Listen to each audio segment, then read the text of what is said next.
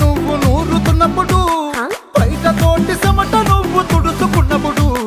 దండాన నీ సొక్కారేస్తున్నప్పుడు నీ ఒంటి వాసన తెగ గుర్తొచ్చినప్పుడు రెండు చేతులెత్తి చుట్టూ మలిసినప్పుడు జెండు కత్తుకొని పడుకున్నప్పుడు అలసిపోయి నువ్వు ఆవలించినప్పుడు వచ్చుండై ఫీలింగ్స్